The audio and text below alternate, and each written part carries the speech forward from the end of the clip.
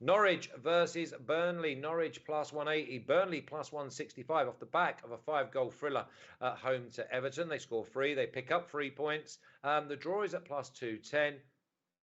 I mean, I cannot believe that the goal line is at 2. I think this just is going to get out of hand because Norwich have to just play on the front foot, and Burnley, they are desperate for points. So, Stinch, first of all, have you gone under or over the 2, which obviously you never go on the under, but Burnley on the back, their feel-good factor is off the charts.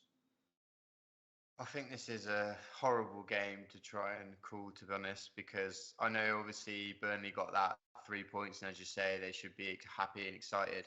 But I think, if anything, that they'll probably revert to type here and look to go and do a professional job at Norwich, because I think with Everton going ahead, it forced Burnley to attack.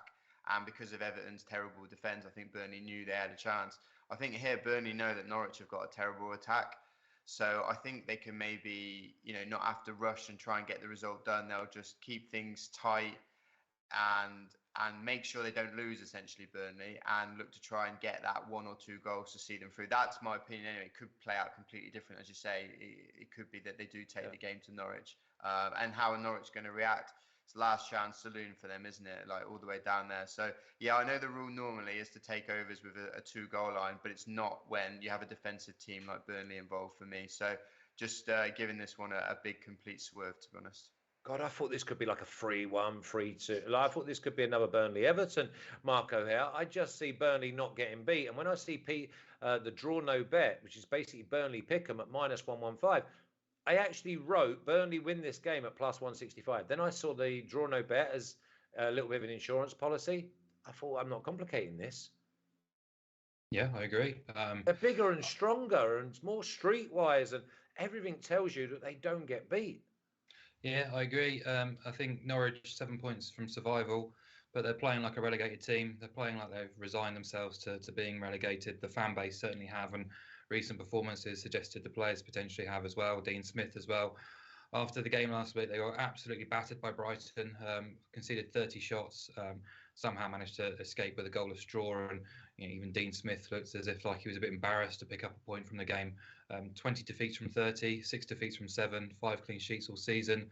They're averaging 0.6 goals per game, which is pretty wretched stuff, really. And they've just not been good enough in the games against their fellow strugglers, really. And quite frankly, they've just been a long way off the required standards in both boxes for the majority of the season. So, yeah, Norwich for me are down. They've still got to play Spurs and West Ham at home. They've got trips to United, Villa and Leicester and Wolves as well. So difficult to see them escaping now. And you kind of compare and contrast it with the mood around Burnley after Wednesday night, who I thought showed tremendous character, but also were proactive in the way in which they went about their business, scored early, then conceded 2 really soft penalties. I thought it was really unfortunate, but still had the balls to basically turn things around and turn the tide. And, they're a resilient bunch. We know that. They have been throughout the campaigns, and they know how to pick up points. They know how to stay in games.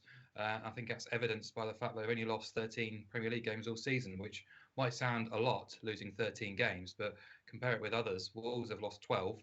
Villa and Brentford have lost 16. Spurs and West Ham, who are chasing top 4, have lost 10 games. And so to Burnley to only lose 13 is quite a reasonable tally, all things considered, particularly the fact that they're in the bottom 3. So, yeah, there's not a huge amount of data or science behind this selection. Just similar to you, Flash, I just thought you're a doomed team playing against a real battling Burnley team who arrive in a good headspace, ready to do business. And I think the pick'em is a nice way in. Yeah, it is. Let's have a little look at the official picks because I'm not complicating this. I can't have the home side go and win, then good luck to them, but I'm not having any of my money on them. Burnley, draw no bet, minus 115 for myself and the award-winning owner. Now, let's...